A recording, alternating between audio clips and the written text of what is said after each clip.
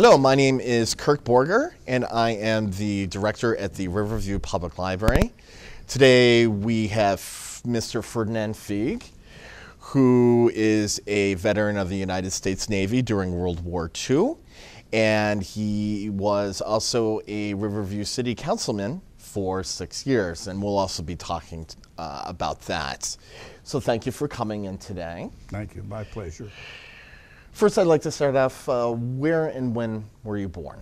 Okay, I was born in Detroit, at not receiving, there was a hospital near downtown, March 2nd, 1926.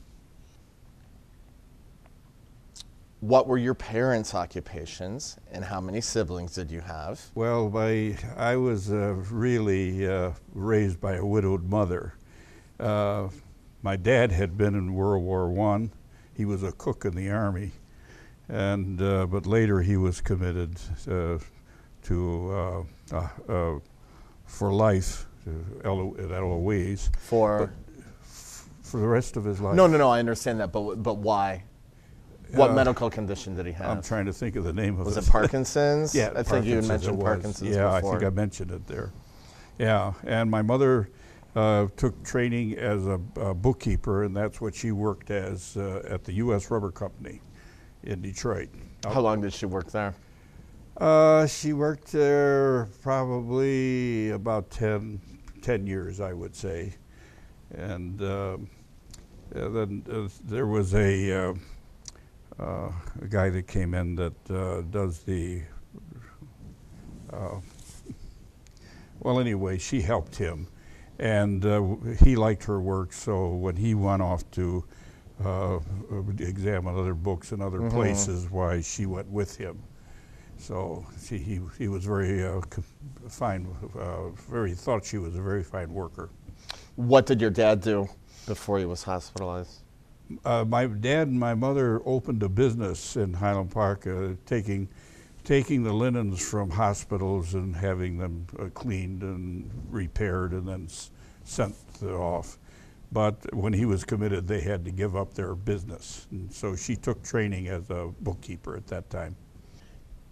You had mentioned also that when your father got the medical problems and was committed to Eloise, that you were in a children's home for several years. Well, I was in from the time I was 18 months old until I was about 4.5 years old. Why was that? Was it because my mother couldn't, because she had to go to work. She had no place to leave me. She had my older brother.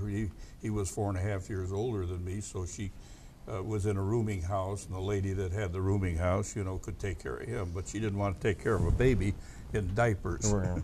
So did your brother go? Did your brother go to the children's home as well? No, he went with my mother to this house, and the lady that owned the house, I don't know if it was a rooming house or what, but anyway, he was old enough he could stay with her. You had mentioned also this was a Jewish children's home. Yes, correct? Yes, Jewish. And both of your parents were. Had they immigrated from somewhere, or were they native-born Americans? No, from Europe. Trying to think of the Romania. Romania. Yeah. What high school did you attend? I attended the Ford Trade School, Henry Ford Trade School. What did you learn in trade school? To become a tool and die maker, was the first part of it. Oh, let me go back a little bit to when I mentioned the Jewish children's home because obviously both of your parents were Jewish. Yeah. And your mother had some kind of medical condition, and then she had converted to Christian Science. Could you tell us a little bit about that? Okay, it was during the Big Depression, and they overworked her. As a matter of fact, there were 3 men bookkeepers, and they paid the men more than they did the woman, my mother. And my mother complained about it, but they didn't do anything about it. But when the Depression hit, they laid off the 3 men and they dumped everything onto her. Now, of course, she wasn't doing the same amount because business went way down, but she was doing roughly about about double what she normally would. And you worked in those days till you got it done. Didn't make a difference how long. So she was going to work, real early in the morning and coming home real late at night, and a half a day on Saturday. Well, she collapsed finally. And when she collapsed, they were carrying her out on a stretcher.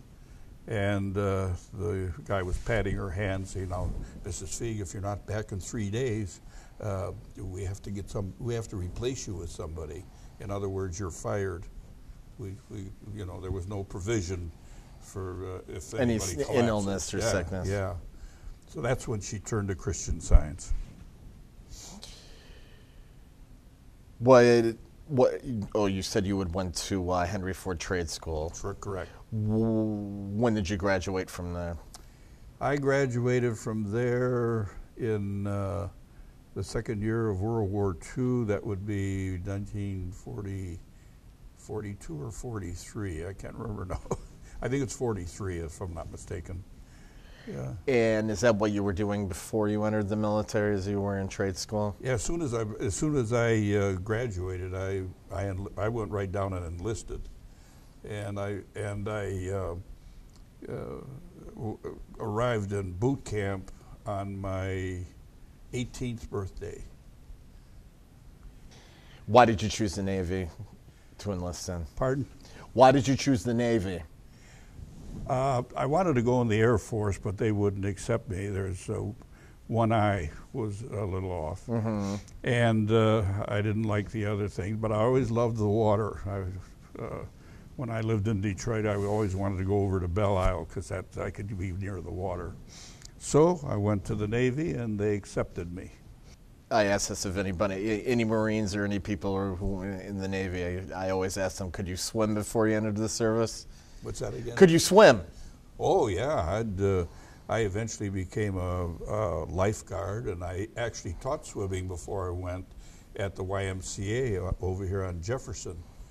And and I was on swimming teams, and I was on a diving team when I hit the board that I told you about. And so I wasn't much of a diver. But actually, when I eventually went on my ship, I was one of the official swimmers, myself and one other guy. Mm-hmm. Were any of your family members in the military before or during or after your service? Yes, my aunt had 2 sons. My mother had 2 sons, so there were 4 of us. Between the 4 of us, we covered just about all the theaters of war. My younger cousin was in Patton's Army in North Africa, Italy, Sicily and Italy. He was the only one of the 4 of us that was wounded. Came through okay. My brother was in Patton's Army when they invaded Europe, and he was in right at one end of the Battle of the Bulge. I don't know if you remember about that, but Patton slapped a kid. That was in Sicily, yeah, right? Well, anyway, they took him out, and then when the invasion came, then they reassigned him, and that's where my brother was at the reassignment. And my older cousin was the only one in the Air Force, and he flew the hump in the China-Burma-India theater, and I was the only one in the Pacific. Yeah. Where was your basic training? In Idaho, and I've forgotten the name of the camp, but it's a Boy Scout camp now. And it's mountains around, and there's a lake there. Far away from the ocean. Oh yeah. We learned by rowing in one of the lakes up in the mountains. What else did you learn in basic training? Oh, all about guns and how to salute, and and how do you treat officers, and how to march, and anyway, they mold you instead of into somebody that's going to have, be yourself like you do a civilian. Now you're just part of an army. That's it. You're just one part. You were in Idaho for 6 weeks. Was there anything that you liked about basic training? Oh, beautiful place. Not only that, but we used to learn all about having what you do with rowing a boat or other things like that. They were very, very, what shall I say, we had to be real clean, and everything had to be rolled up just right, and all that. There was an order to everything. Oh, yeah. Was there anything you didn't like about it? Not particularly. I was young and I was athletic at the time, and so those long runs or things like that we were doing didn't really mean that much. I was in perfect shape anyway. I was wondering why those older guys were huffing and puffing so much. No, it was very nice. It's like being back in school. Was this your first time away from home? Pardon? Was this your first time away from home? Oh, yeah, that was my first time. Did you have any specialized training? Yes, after when they found out about my background at the Ford Trade School, they tested me, and they needed electricians very badly, so they sent me to the University of Minnesota over the following summer while I was, after I got out of basic training. And I became a Navy electrician. At the University of Minnesota, what did you learn at the University of Minnesota? To become an electrician? Yeah, it was totally different from the Ford Trade School, because in there I was going to be a tool and die maker. When you got Ford Trade School, now it was basic, not basic math, but advanced math, and all about circuits and anything that has to do like that. I finally figured out that they were very short of electricians because of the math and the other things that they had to go, and so many youngsters didn't have that background like I did. Where were you assigned after that? Well, once I went, after each thing like that, they always sent me home for a month. So when I was finished, they sent me home for a month.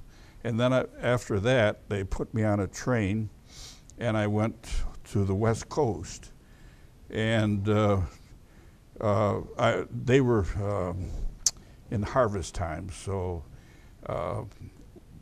at the time that they sent me there, I was known as a casual. I don't know if you've ever heard that. No. They give you your records. You don't get paid. You have everything there. If I walked away, the Navy wouldn't even know what happened to me. I'd be gone. So I was a casual when I went out there, and I wasn't getting paid. But they were harvesting out there, so they let me go out there and harvest by the day, and then they would give me money by the hour. So fortunately, I made enough money that I had a little spending money whenever I needed it, like that. Yeah. How long did you work? Roughly a month. Month? So, yeah, something like that. I can't remember exactly. Then did you finally get your orders to be assigned somewhere? Yeah, I had dated a girl that I was gonna have fun with, and but what they did was they secured me. They wouldn't even let me call her, so she's probably cussing me out to this day. And about 3 o'clock in the morning, they got us up, and they put me out on a troop transport. This was in San Francisco. Yeah. Mm-hmm. So I don't know what else you want to know, because we took off from there. Oh, well, was that the ship that you were assigned to? No. No. Okay. Well, that's what I want to transport. know. Okay, it was the transport, and then where did the transport take you and to? it took us down the coast. When we went out of the harbor, there was a dirigible over, because they wanted to be sure a Japanese submarine wasn't out there. And then I went down to eat, and I came up, and there was no ship anywhere. And so we went right down pretty much the coast of North America. Then we went across the equator. I don't know if you want to hear about getting shellbacked. do you know getting one? Do you know what shellbacking is? No, please tell us. When you go across the equator and you've never been across it, you're a pollywog when you're going, and then when you cross the equator, they strip you down, and in fact, there were nurses that were sitting there watching this, and I was in just my underwear, and they were banging away on me with rolled up paper, and with a hose, and crawling through thing, and all of a sudden, bang, and with all that water, you're going down the deck. It's a metal deck, and here you are with nothing on.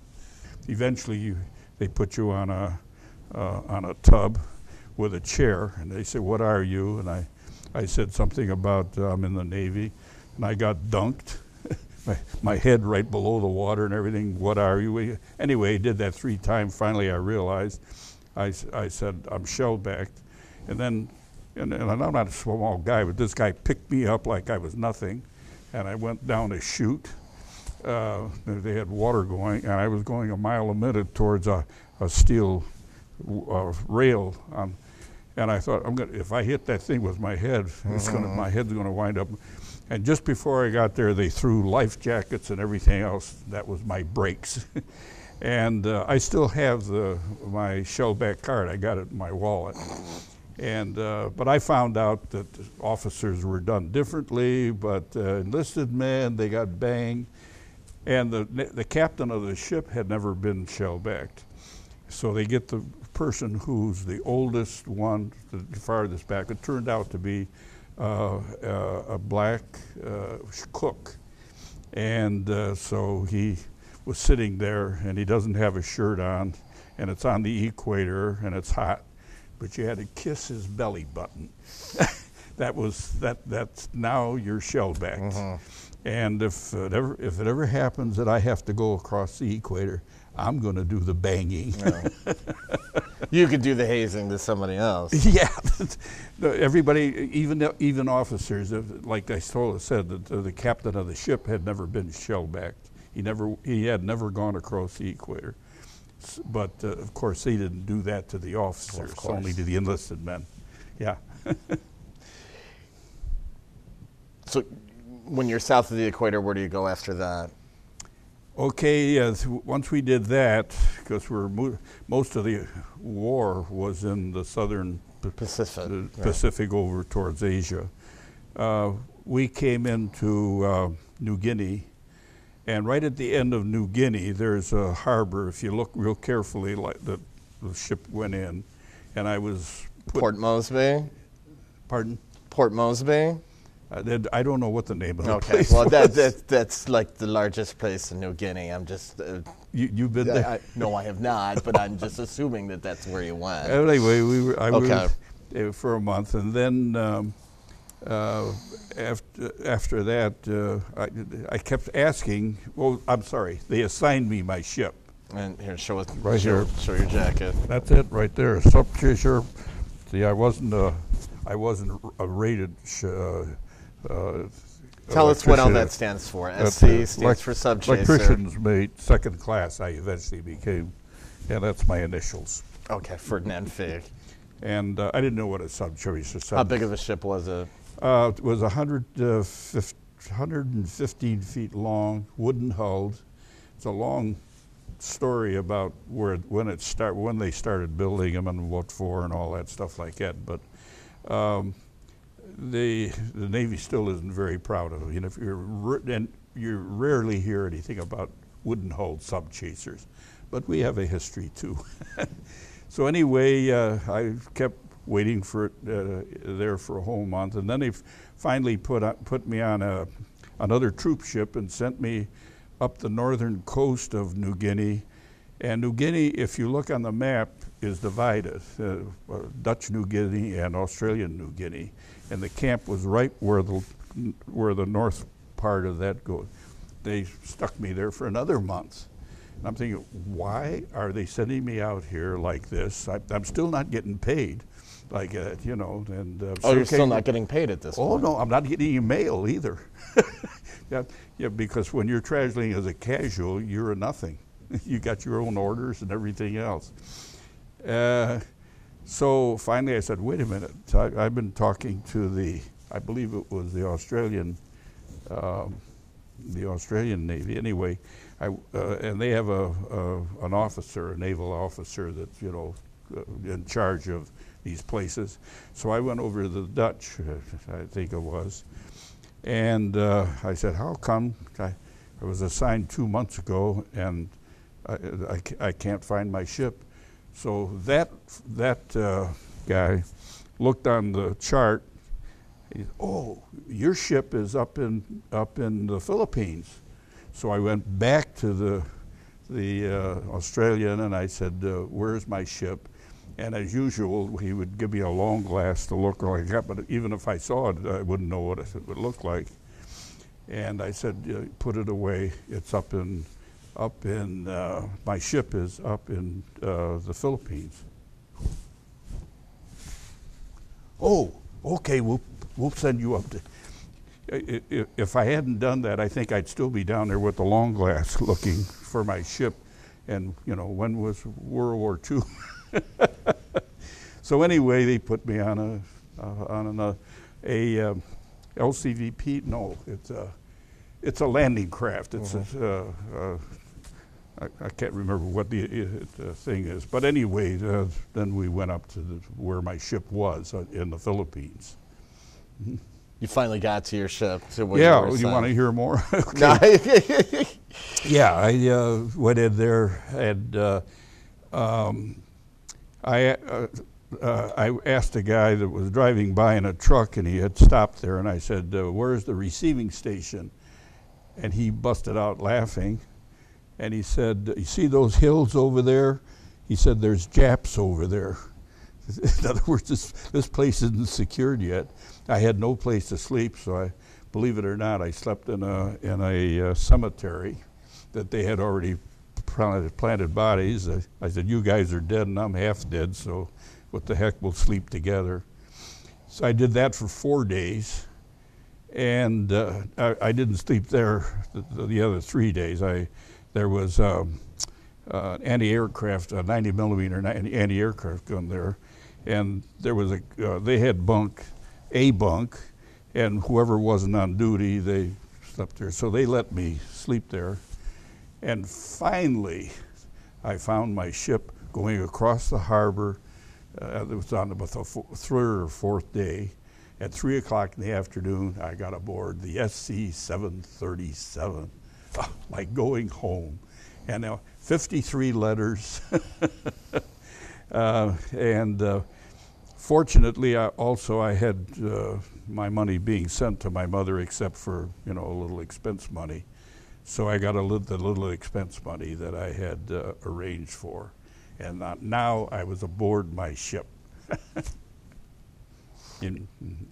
How long were you on this ship?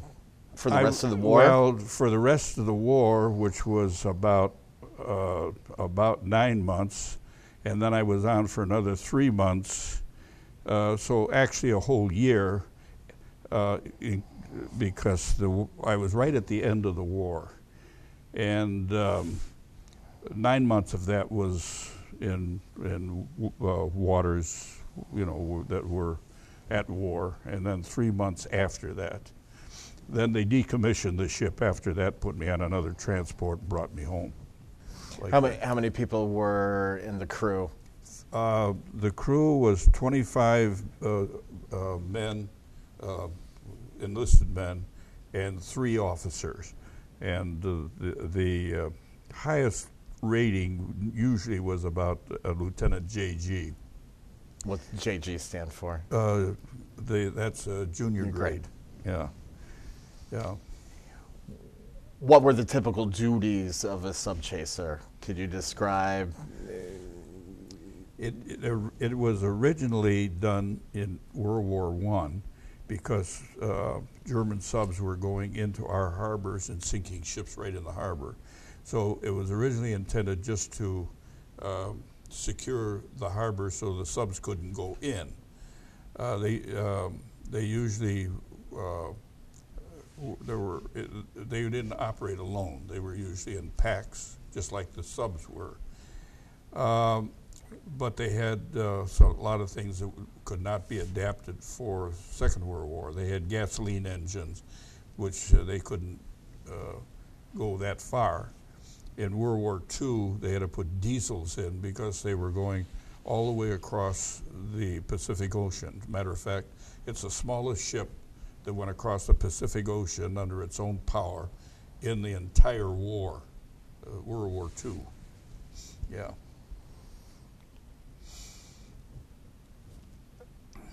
So it would look for submarines. How would it do that?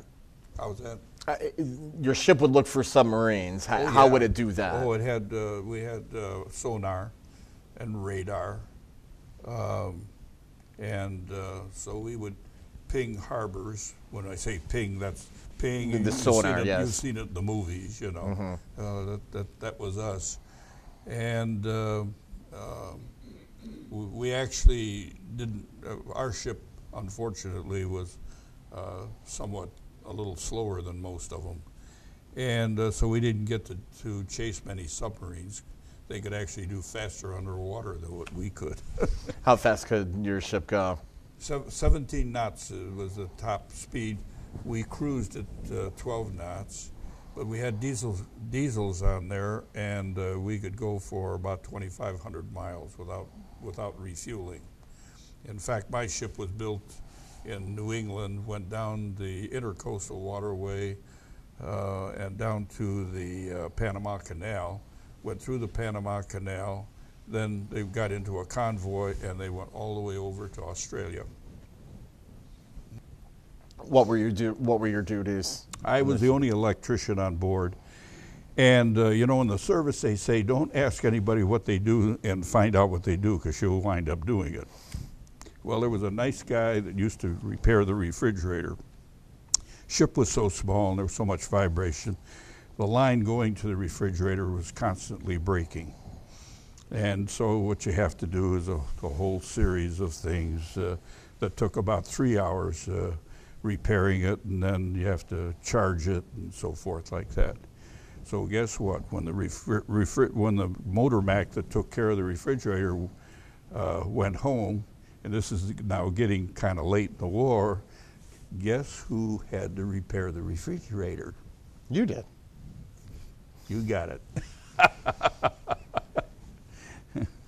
What were the ship's duties? Okay, I know it's sub chaser, but could you describe that a little bit?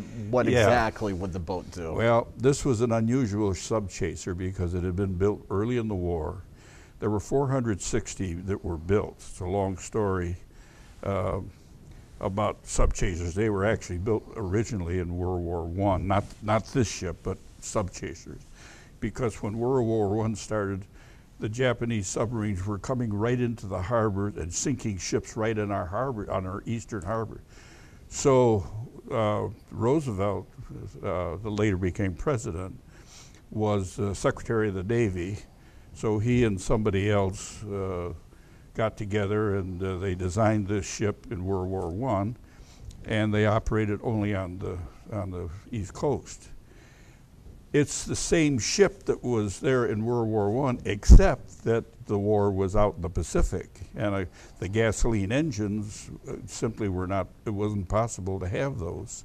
So they converted them to diesel, and they had some more modern guns on it and so forth, and that's what the ship was. In fact, on my hat, that I don't know where the hat is now, that's the picture of my ship, is right on the hat like that. And they were using generally engines that were built by General Motors that were set on end, and they were 16-cylinder apiece. We had 2 of them. Normally they went about 22 knots. Mine was one of the early ones, and it was what they called an 8268A. and it was only 500 horsepower, and our top speed was only 17 knots. So our duties had to be done away from where the main shooting, or where there was a where they had the convoys, you know, and things like that.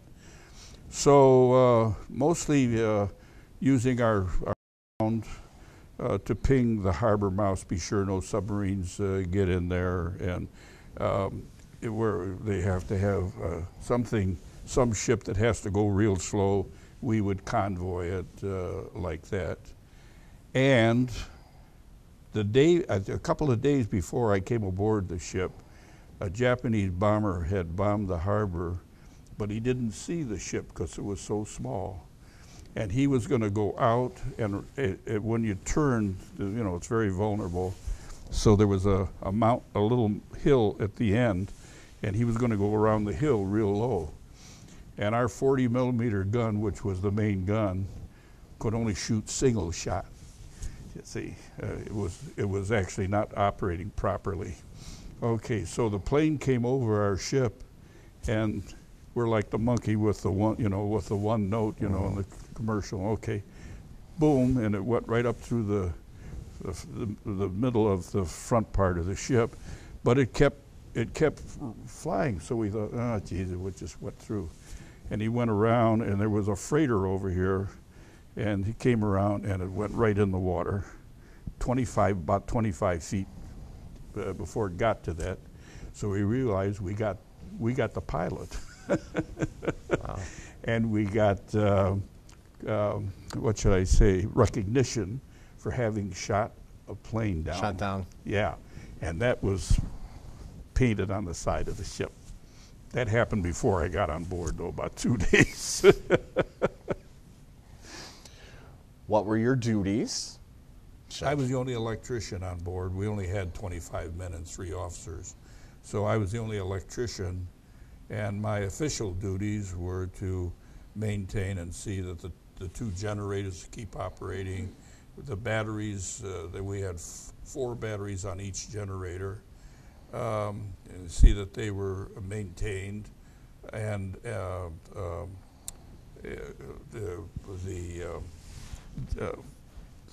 there was a pump, a bilge pump, things like that, other stuff like that. I was responsible for all of that. And then because I had such a good background at that time, it wasn't part of my duties, but I acquired it. I had to maintain the refrigerator on board. I was the only guy that knew how to repair and you know, keep it going like that. What was a typical day like on ship? Typical day. What was a typical day like on ship? What you'd have 8 hours off, 4 hours on. What was your schedule like? How about that? If you were out to sea, you stood watch. Everybody stood watch. When I say everybody, all the enlisted men, whatever your rate was, you were on 3 and wait a minute, was it? Yeah, 3 and off 4, as I recall. And for some reason or other, even though I was the only electrician, one watch I was in the engine room with the motor mechs. The next watch I was with the seamen up on the bridge and on the rear, the pilot house, the fantail and so forth. So I back and forth like that. Yeah. Mm-hmm. Did you get to visit any? Did you get to visit any of the islands that you went by, or? Oh yeah, yeah. No, we were in the harbor in the middle of the Philippines, Leyte on one side, Samar on the other, and where they come together, there's a little dinky stream that goes up like that. That was where that 90 millimeter was. And that was where the 7th Fleet was being housed at the time. And as soon as, let me back up, when I went aboard my ship, they had broken a shaft. So they only had one engine. That's why they were there, and they were off to the side. Nobody knew where they were. So we were just in that harbor, and they needed a ship-to-shore place because they didn't have a dock someplace. So these big ships that come in on one side, and you know what a duck is, an amphibious truck, and it would come out on the other side, take the people off. So we did that for about a month, and they finally brought in a dry dock and got us up and put a new shaft in. So as soon as they did that, I got on Christmas Eve day, 3 o'clock in the afternoon. I got aboard my ship. And we were there until the beginning of March, I think it was. And when we finally got that in, and they did a shakedown cruise, you've heard of the shakedown. Okay. Then we went over to Palawan, which is a long, stringy island west of, and we were at Brunei Bay. Or was it? No, wait a minute. Is that Brunei Bay? I forget that bay now. Maybe it was Brunei Bay. I can't remember now. But anyway, we pinged that harbor. There was a seaplane tender in the harbor, and there was also some sort of a hospital in there. I can't remember what it was. And there was also an airfield there. And you want me to go on about that thing? It's okay. In the airfield, while we were there, bombers would take off, all kinds of planes. Well, one took off one day and it went right in the drink. And it was a plane that goes in after the bombers and takes pictures. So there were about 11 people aboard the thing. And they were picking those people up. We were, I should say. But there was this one guy that was the tail gunner, and apparently when the plane hit the water, he had gone through the plexiglass and he was kind of half in and half out. So they were throwing him a line, it just wasn't taking. So I grabbed the line. One of the things that I had done as a youngster before I went in the Navy, I was a lifeguard at the downtown YMCA here. So anyway, I grabbed that line. I jumped over, swam through there, got a hold of the guy. I knew what to do because I had been a lifeguard. But unfortunately, when you grab them, you always want to grab somebody like that from the back, because if they really, and they lock you on, even little girls, you have trouble breaking their holds. But anyway, I couldn't do that because I didn't know whether he had broken ribs. And he's got about halfway around, just about like this, and he looked at me and he went, boom. I had a round face, and most of my hair was chopped off, and I looked slightly Japanese. He thought in fact, he told one guy that went over there to see him, he said, "I thought the Japs got me." So anyway, I got a commendation for that, and that's hanging on my wall at home. And I got the commendation in my pocket here if you want to see it. Well, we'll put that in one the of those little cards. Right. Yeah. Could you tell us about a time that you were on the ship where you were scared or something happened? Oh, yeah. Just for example. Yeah, I just had an article, I don't have it with me today, about a storm that we got into when the first time we were going down to Borneo. And in order to do that, we had to come down from the central Philippines, go across that big bay over to Palawan, and then there's a little strait you go through, and then I've forgotten what the name of when you come out of that, you go down the coast of Borneo, and then you come into their harbor there. Well, when we first went out, it was beautiful, sunset. Oh, if I had a camera. Anyway, at 12 o'clock midnight, they woke me up to go on duty, and I went up the ladder and opened it up, which was on the bow, and the water was up at a 45-degree angle, way, way up above what our ship was. I mean, even the radar, which was on the top of the antenna, on top of the mast, the radar antenna, So I slammed that down. The ship went out from under me. I almost fell down the thing. And then when it got down there and it started to go up, I had to open the hatch and get out and climb and get on the rear of the ship. And boy, that thing, the same thing. It was quite a storm. Fortunately, all of our equipment, all of our living, everything else was down below. The only thing we had was a little pilot house with the steering wheel, and stuff like that. So we really didn't have to worry about going over like some of these bigger ships did. There was a lot of. I found out later that there were a lot of people that were, what shall I say, missing. Thrown overboard, or yeah. 790 people on all kinds of ships. There were 3 destroyers that went over and stuff like that. Right. Yeah. Yeah, they don't talk too much about it. You won't see it in any movie. You rarely hear about that storm. It was December 19th. 1944? 45, I think it was. 45 or 46. Okay. I've forgotten now. It's one of those two. Yeah. How did you stay in contact with friends and family? Oh, just write them letters, and things. Who did you write the most? Well, they were always censored by the. Well, I understand that, but who did you write to the most?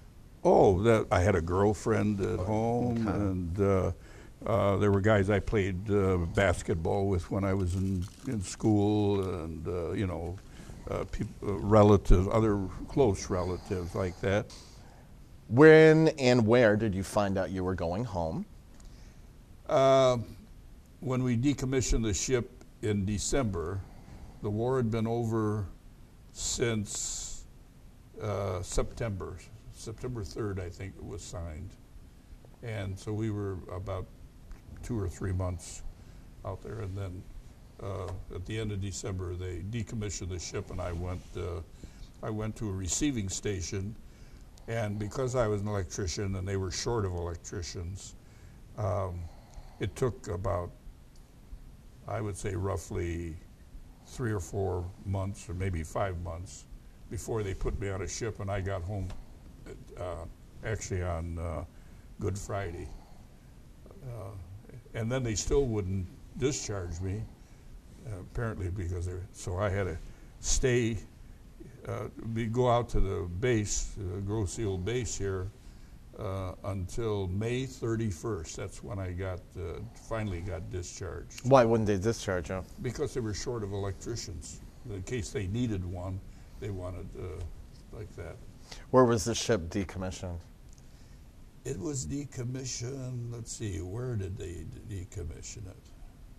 It was somewhere out there in the Philippines. It was in the theater of operations. With the Philippine Navy, yeah. Mm-hmm. You're discharged May 31st, 1946. Yeah. What do you do after that? Well, that was a tough thing because most of the people had come home and picked up their jobs. I had been training to be a tool and die maker for Ford. I'd gone through half of it, the Ford Trade School. I was supposed to go to the Ford Apprentice School. Then I'd be a tool and die maker, and their tool and die shop is right in the plant there in their main Ford plant, But I was told, no, nobody can go there. We're full up, And I said, wait a minute now. I'm a veteran, and you're supposed to be hiring me, back again. No, he said, you're not an employee. If you were an employee, we'd have to hire you back. But you were a student at the Ford Trade School. And so that's that. I never got to finish my training because of that. Now you say, well, maybe it was me. There was another guy just like me, and there was an officer that came back who had been a torpedo officer, and he wanted his job back, and they didn't even let him come back. So there I was, and all the jobs had already been taken because the war had been over for 9 months by that time. And I had a tough time getting part-time work here and there, doing all kinds of stuff. I don't want to get into a big detail of it.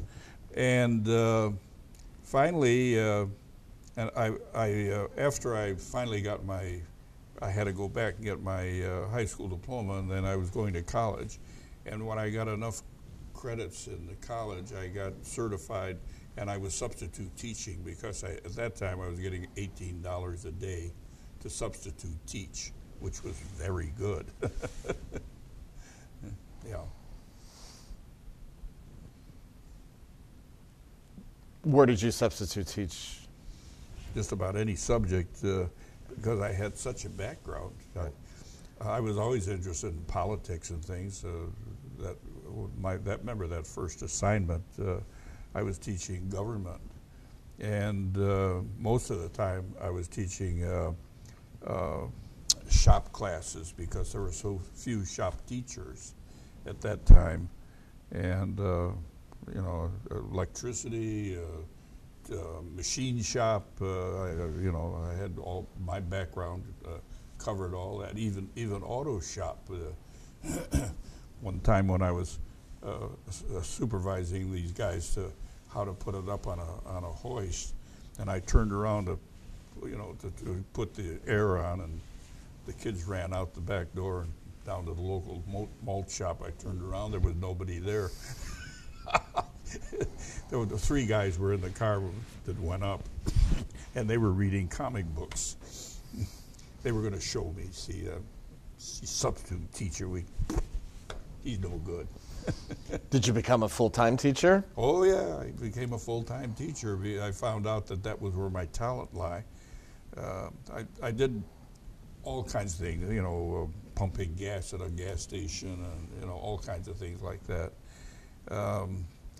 Nothing really interested me, but I found out that whenever I got into a classroom, even as a substitute, which is unusual, I was able to get things done. I remember once kids were throwing things out the window, and I nailed a window shut, and I turned up the furnace in there. It was a shop that had a place where you pour, this lead into things out of mold. Mm-hmm. That. And so I turned up the heat on that thing, and I told them how hot it was one time when our engines crapped out on the equator, and how I was perspiring so much that even though I tied a band around, the perspiration was running over the band and in my eyes. I was fixing things, and I was doing like that. So I was telling them that, and that made it even worse. So it was a bunch of black kids. So they went, Mr. Fieg, if we promise not to throw any more furniture out the window, would you open the windows? I said, yeah. All you have to do is do your work. And so we did that. We opened the windows, and for about 2 weeks, I think that guy was in for have a heart transplant or something like that. So for a few weeks, anyway, we had a very nice school. In fact, I think they were working on giving me the permanent job there, because those black kids were pretty tough to, keep them on the job doing what they're supposed to be doing. What high school was this? That was the Munger division of Chadsey in Detroit. Where did you end up? What school did you end up teaching at full time? When I hired in, they sent me to Cass Technical High School, and I was teaching electricity there. The guy that had been there was way over his age limit, and they couldn't find anybody, with that background, and so they hired me to teach electricity. How long did you teach at Cass Tech? I taught at Cass Tech for, I can't remember, 7 or 8 years. I can't remember exactly what it was. Or was it 9 years? It says in your information that you taught 9 years. Then you taught at Henry Ford Community for 22 years. I wanted to go up into being a department head or something. I wanted to make more money. I felt at that time I had done a lot of things. So anyway, during the time of my teaching, and I can't remember at which school or whether it was both school, I was also teaching people that were getting their license as electricians. And I got a call one night, and that said, we'd like to interview you for teaching at Henry Ford Community College. And again, I almost dropped the phone. So I went out there, and they interviewed me for a half hour.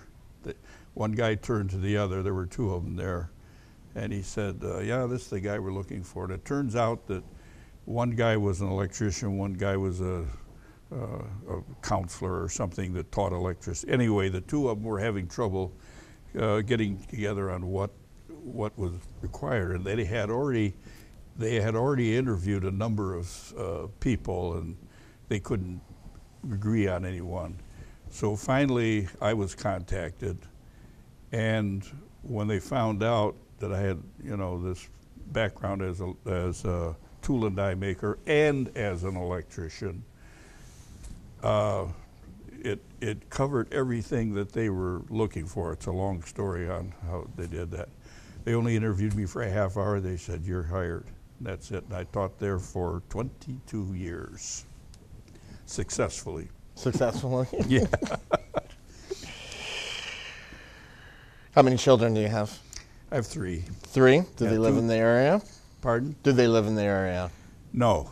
Well, one of them lives in the north end of Detroit, in fact, in this area somewhere. Mm-hmm. No, it's farther north.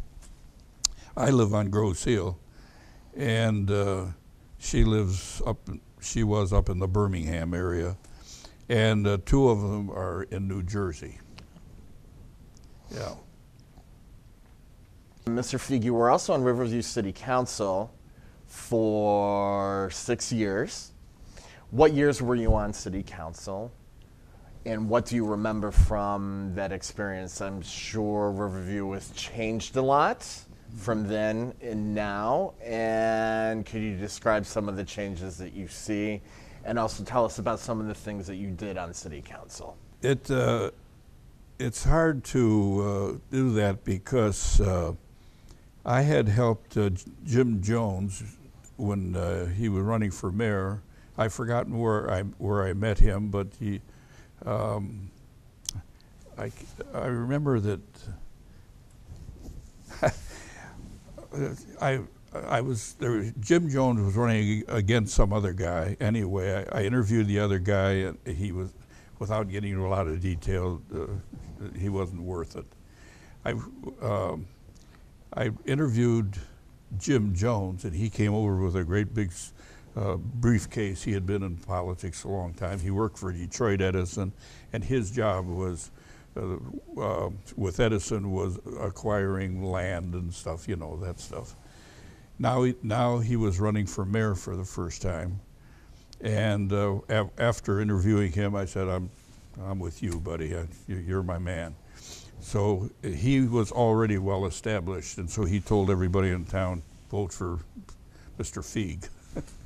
And it's a long story, but I won the very first time I went.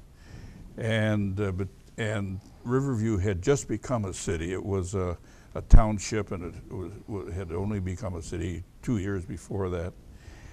And it was in very bad shape as far as roads and water and it stuff. Wasn't developed, you mean, or? It was a township before. Well, I understand that. Yeah, and they didn't have much money to do anything. Now they're a city. Now they're getting, it's more money and so forth like that. So without getting into a lot of detail, we rebuilt the city, and physically, just a street paving program was $1 million. Actually $900,000. And we completed the water system. Completed. There was a big valley there where there was a drain, and when it would rain too much, it would overflow and get into people's houses. We developed that into a park. All kinds of things. The difference between Riverview and the city below it, that's Trenton? Yeah, Trenton, was like night and day. And by the time we finished with that, you couldn't tell when you went out of Trenton to Riverview. Into Riverview. That's correct. Yeah, and it was really nice to have Jim as a friend, and he of course enjoyed me because I supported him all the way. And the guy that was the head of that plant that was on the river there that built wheels for big trucks, I can't remember his name, but he was about 90 years old.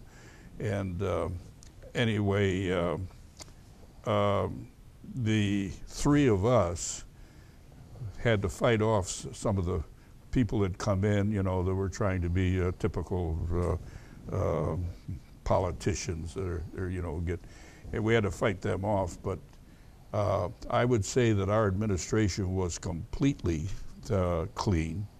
Jim was very, very, what should I say, serious about the jobs, and very, what should I say, there were no money leaking out the back, you know, in that situation that we were. And I'm very proud of what, you know, because this library was one of my projects, the ones that I was pushing. And there had been a library committee with a bunch of women on. They were listening to them. And so when I came on board, and I'm, you know,